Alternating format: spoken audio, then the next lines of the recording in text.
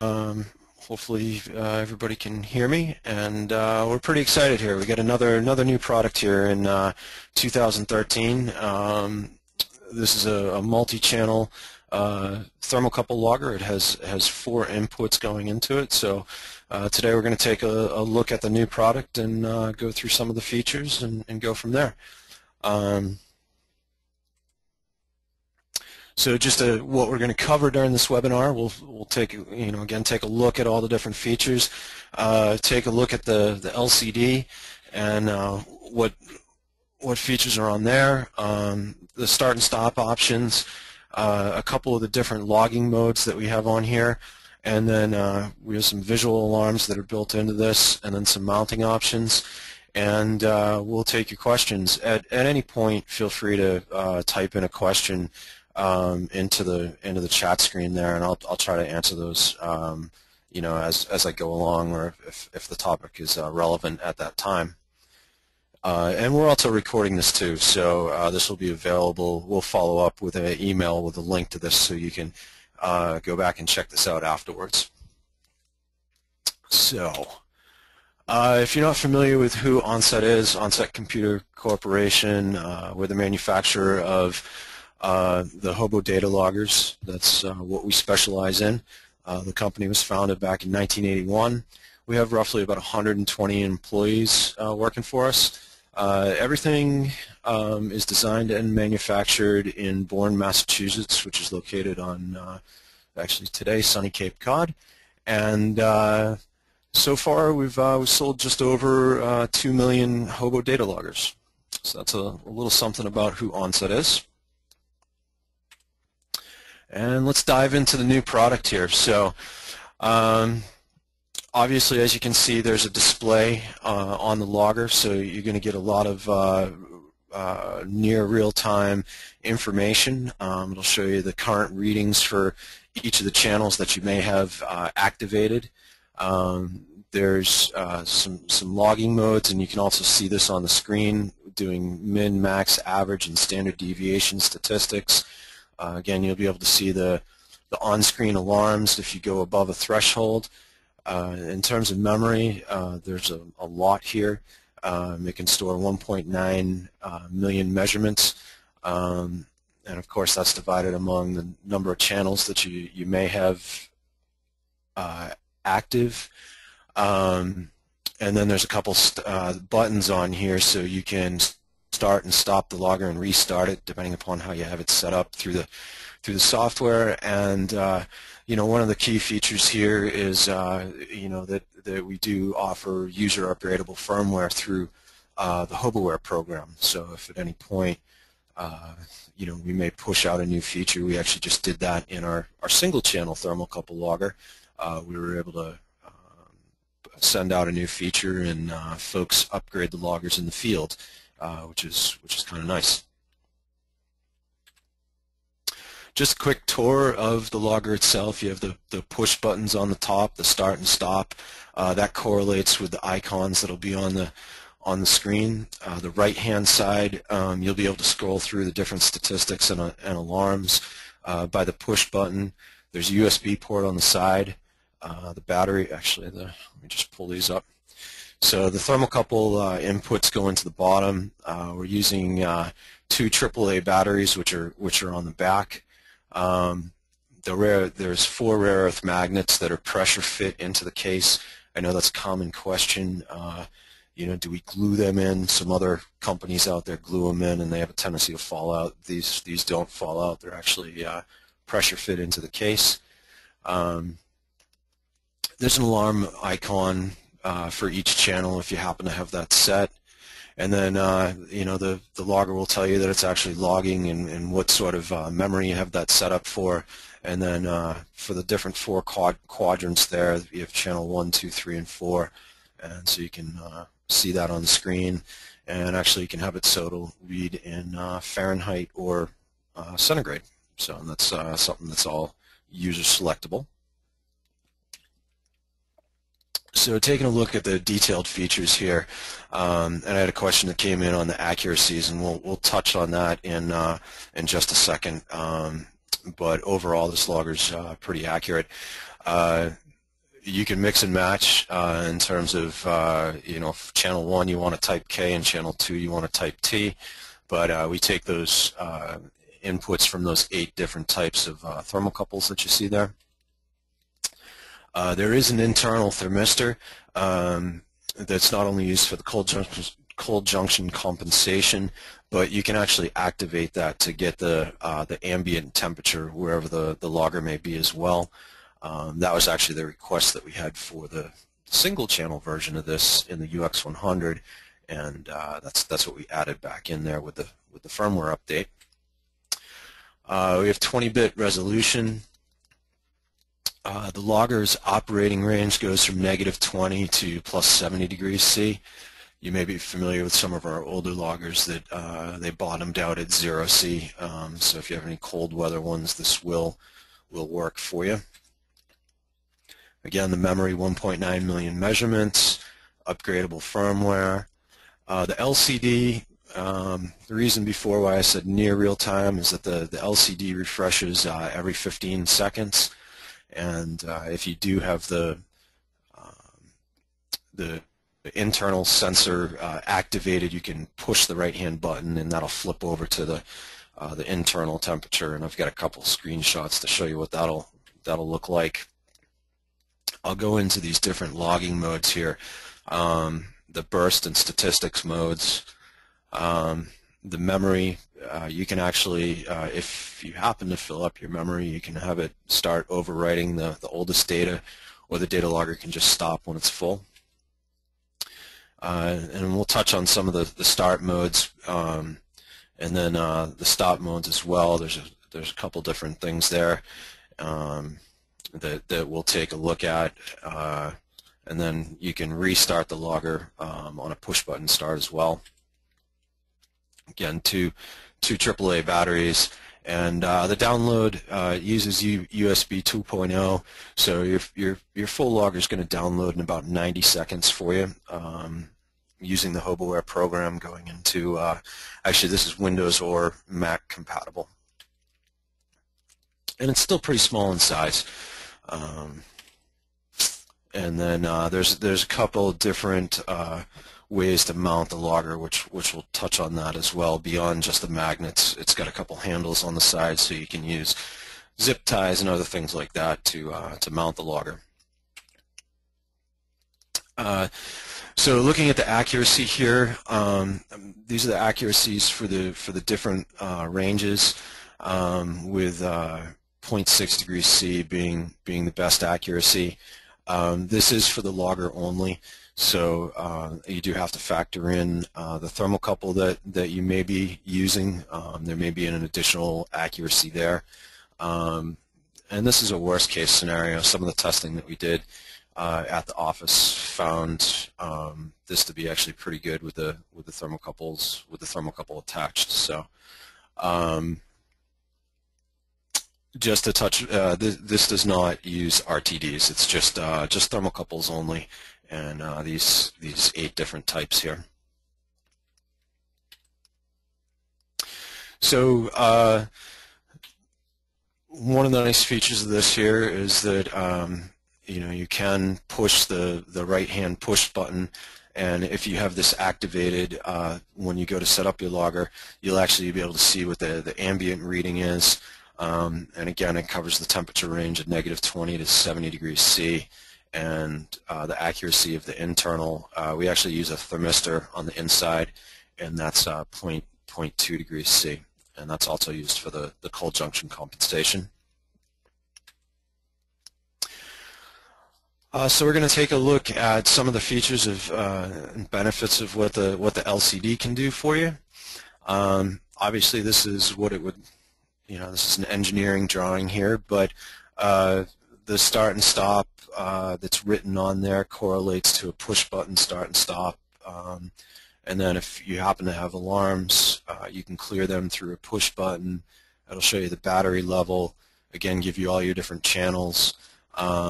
Really the thing here is that you know, it refreshes every 15 seconds no matter what your logging interval is. So you know, if you have a slow logging interval like once an hour, this will automatically change for you. The LCD can be turned off through HOBOware. And basically to activate it, you just walk up to it and push a button, and it will stay on for, I believe, about 10 minutes, and then it'll go back to sleep. And again, the LCD goes kind of hand in hand with some of these different features that we have on the logger here.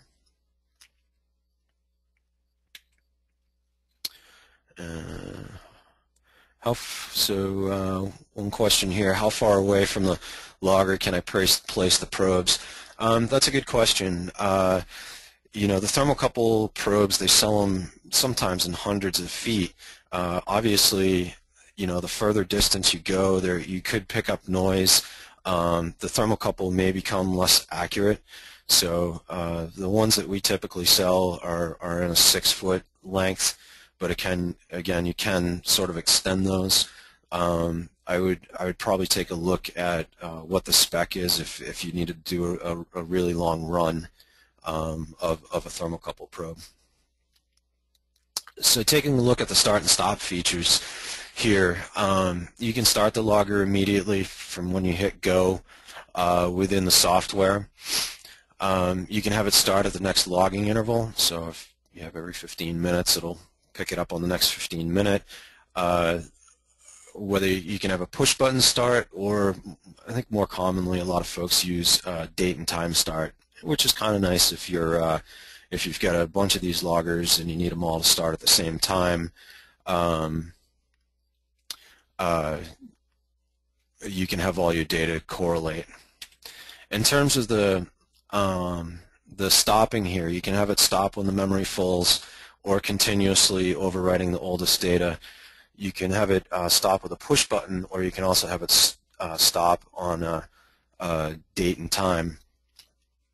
And one of the questions that we had here is, can you restart it, afterwards, or what happens to the data? So there's not a button that erases all the data. Basically, once the logger's been downloaded to your computer and it's stopped that way, the logger retains what's on there, and when you go to restart it or relaunch it, that's when it erases the old information and starts over. So you can also have the logger continue to record, and you can just go in and what we call offload while logging. So if you want to take a quick look at a particular segment of data, say you're doing a month-long study and you're only a week into it and you want to download and see how it's going, you can do that, so you end up with one large file at the end, or you can download it weekly and through the software. Through the software, you can combine everything into one large file as well. And again, if you have the push button stop activated, you can also have it do a restart as well.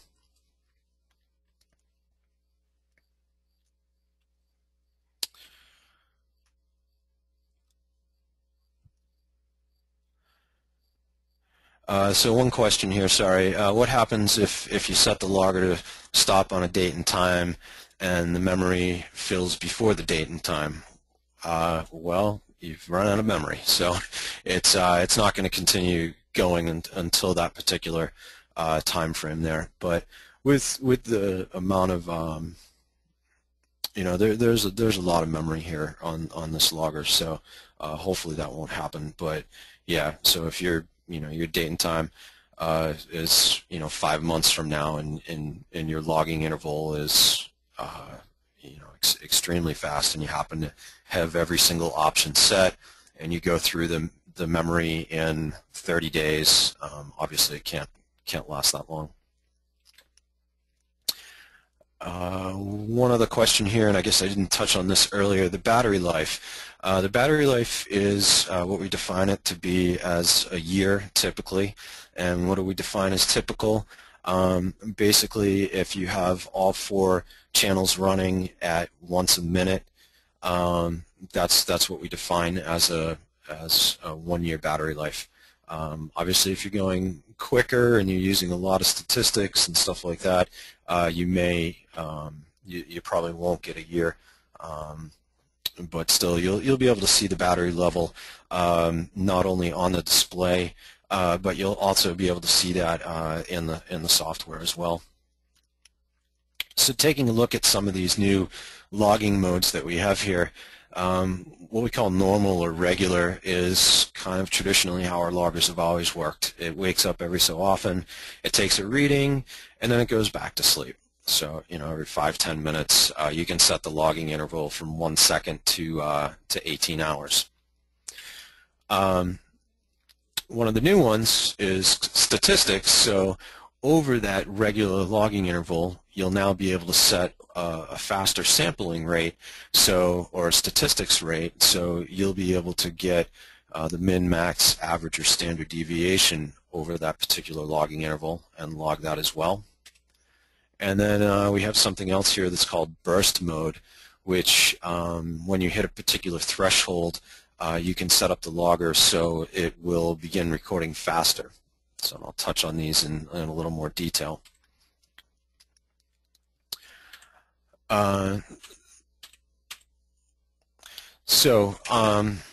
Essentially, when you go to set this up here, before, if you'd used our loggers in the past without this feature, let's say you needed 1 minute data, but at the end of the day you were going to average it to every 30 minutes. And before you used to have to take a measurement every minute. Well, with this you can actually set it up so you take a reading every 30 minutes, and then you can set your sampling rate to do once a minute. So what it'll do is take all those 1 minute recordings over that half an hour. It will then either give you the max, min, average, or standard deviation reading, and then store that as it's at the logging interval. So essentially it allows you to use your memory more efficiently. And just to give you an idea of what it's going to look like on the display itself, by pushing the right push button, you'll be able to scroll through these. So here's what you're normally going to see when the logger is recording. And if you happen to have the maximum reading, button push will show you max, and I've kind of circled the max there. It'll show you the min, the average reading, and then the standard deviation. And then you push that push button again, and that'll essentially bring you back to your normal readings. So a couple questions have come up with this, and do I have to have everything activated? You don't. I'll pop over here to the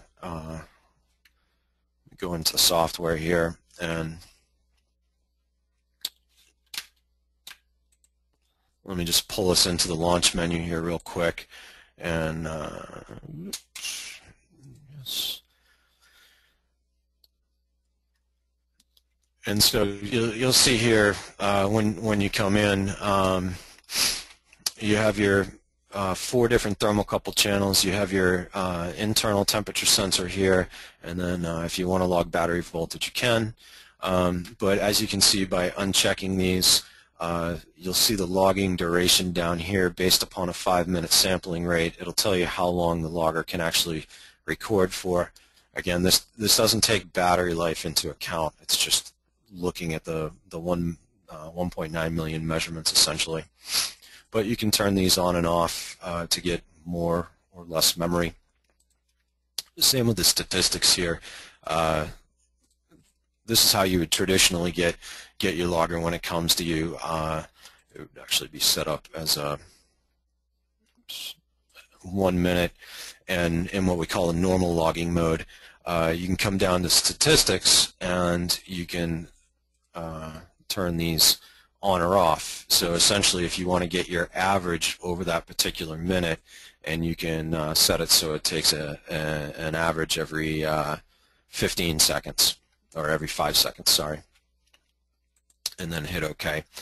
And that this will do it for all the channels, all 4 channels that are activated. It doesn't actually do it for the ambient temperature there.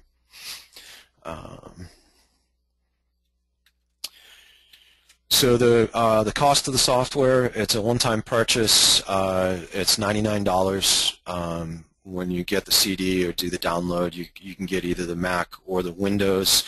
If you currently have HOBOware and you want to use this logger, we do free upgrades over the web. We're at version 3.5 right now. So you can just go to our website and download that, or within HOBOware you can check for updates as well. So the other mode that we have here is what we call burst mode, and this is kind of a neat mode here where it allows you to, the way that I've been using it at least, I set a really slow, almost heartbeat logging mode, and then from there, you can set a faster mode. So once you go above a particular threshold, you can begin recording faster. And I'll just show you this in the launch menu here. But I'm actually set it up for a gas burner. A new house to us, but an old house we purchased a couple years back, and we're having some issues with it. And so I wanted to get what the runtime was. I felt we were going through gas a little too much, and so what I ended up doing was setting this and saying, okay, if I go above, I believe I had it for like 100 degrees or something like that, then I'm going to start recording faster. And then, oops, get out of this. So you can set your normal logging rate for, let's say, every 6 hours, and then we do, then we do the burst mode, and then we'll set that, and then say, okay, when I'm in this mode, I can then look every minute when it goes above that. So it's kind of a quick way to get runtime on a gas furnace. So. Let me see here, hit that. So, and in terms of some of the sensors out there, you know, this is compatible with any standard thermocouple sensors, type J, K, and so on there. So it uses a sub-miniature connector, which is also an industry standard out there. So if you already have your own thermocouple sensors, you can probably just plug them into this logger, and they should work for you. So one of the other features on here as well is you can set alarm thresholds. So if you go outside of range, you can walk up and visually see that it's gone outside of range. So you can set it on one or, well, actually all channels, all 4 channels there. With the right button push, it'll show you what the maximum out of range value was during that period. And you can clear the alarms by either pushing the push button, and this is something that you select within the software before you deploy it, but you can clear it by pushing the push button. Sometimes folks like to do that, so if you're, you know, it's overnight or over a weekend, you can walk back in on a Monday morning and see that there may have been an issue, and you may want to download your logger. You can have it by clearing the alarm if it goes back into range, or you can have that alarm always lit until the logger's downloaded into HOBOware. And then within the software, it'll show you the areas here, and I've got a couple screenshots that get into this. In terms of how the alarms are tripped, it's based upon the refresh rate of the LCD, which is every 15 seconds, and that's actually not user selectable, so it's hard-coded that way. So a quick example here is I was recording every once a minute, and the alarm is checking every 15 seconds, and the high value is set at 75 Fahrenheit. And so at 12:03:45, an out of range reading was logged, and then at 12:07:45 it basically came back into range, at which point it gave me the maximum value that was outside during that particular time frame. And in order to get those in the software here, you can see you have your extra columns here. It's important to plot some of these events. I know in the past that may have not been very useful in terms of knowing when the file ended or when somebody connected to it, but now that you can see the alarms here, that's a nice way to be able to get a log of what's happened with the alarms. And actually we had somebody again just looking at this to do on-offs essentially just based upon the alarms, as opposed to before I described the burst logging. They didn't really need the data, they just needed to know when it went out of range. And so here's an example of basically from here what you do is just export your data and bring it into Excel, and you can calculate the time between readings 1 and 2 and then between 3 and 4 to understand how far something may have been outside of range.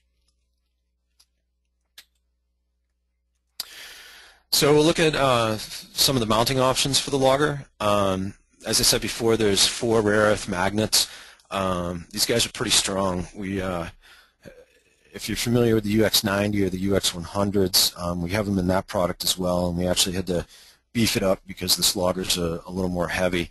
One of our tests is putting it onto a piece of machinery that we have at Onset, just an air compressor that honestly it shakes pretty violently, and this logger just stayed right in place. So the magnets are pretty strong.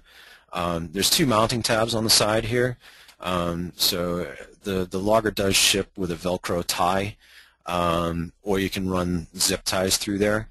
We also give you 3M command strip tape essentially, so if you're going to stick this onto a wall so you don't tear off the paint. One of our clients actually spent a lot of time repainting after they did an energy audit, so you don't want to be doing that. And again, it's pretty small in size.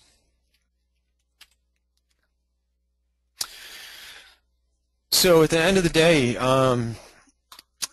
that's pretty much this new logger here. We're extremely excited. I know it's been a popular request over the years to have a four logger input with a bunch of memory on it for thermocouples. So I'm proud to say that it's finally here. It sells for $275. We also have a single channel version of this in the UX100 014M that sells for $139. So and it has a little less memory, but yeah, depending upon what your needs are, we've got a lot of flexibility here. So at this point, I'd like to open it up to your questions here. I've been seeing these come in and I'm trying to answer them as we go. What I do want to throw up is just a couple things here about who we are. If you need to get in touch with me or reach out to me about the webinar, that's my information. Our technical support here is at Onset is from 8 to 8 Eastern Standard Time, Monday to Friday. And then if you want to reach out to any of our sales folks, we call them product application specialists, you can use the 800 number and reach out to those folks here. So let me take a look at some of these here. So again, the battery life is a year typically, and again, that's we define that as logging every minute on all 4 channels there. Good question. Okay, what about system calibration with thermocouples? Cost, is it NIST traceable? At this point, we're not set up to do NIST certification on thermocouples. We can do it on some of our other temperature products, but we don't have a wide enough bath to be able to do that. So there is a couple places that we do recommend, and we can get you out the information on that. But essentially, what you do is send it out to a third party, both the logger and the thermocouples, and they can give you a NIST certificate saying that, you know, this logger is off by this much when it's at this particular temperature point. Let me see here.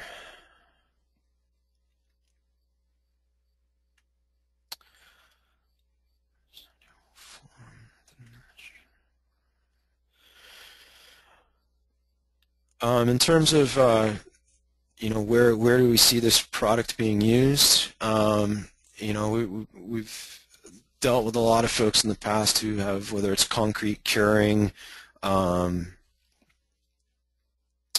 lot of different applications. So mainly it's focusing around high or low temperatures, sort of on the extremes.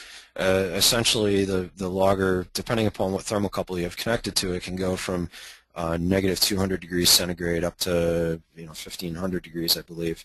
So it gives you a wide range of areas where you'd be able to use the product. Some other maybe different applications that you may not think of comes to fast response times, or even just having really small probes. One of the websites, I'm sorry, I should have pulled this up before here.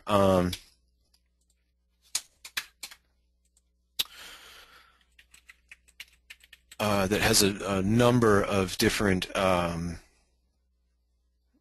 temperature probes, and I refer to these guys all the time, Omega. They have thousands of thermocouples, and you can come in and use their thermocouple product finder, and then you can start to drill down using the nav on the left-hand side, so you can start to get in. You know, one of the more unique applications we've seen is you know, somebody wants to take the temperature of a leaf. Sometimes we'll have folks that need to use hypodermic needles because they need to get the inside temperature of an egg, or they want to look at nest temperatures of birds, and that's where you know, some of these smaller thermocouples come into play. As you can see, there's some surface block temperature probes. So there's a wide variety of different probes that you're going to be able to plug into this logger and really kind of open up a whole wide range of applications. So when you do take a look at our website, our offering is fairly limited, just because we obviously can't carry as many different types as Omega has here on their website. But you know, definitely reach out to our sales folks, and they'll be able to help you determine which one works the best for you. So it looks like I've got all the questions answered here, so if anybody else has anything, let me know. And if not, I guess at this point I will say thank you. It's supposed to do something. There we go, the little bouncing thank you. Anyways, thank you everybody. We appreciate your time today.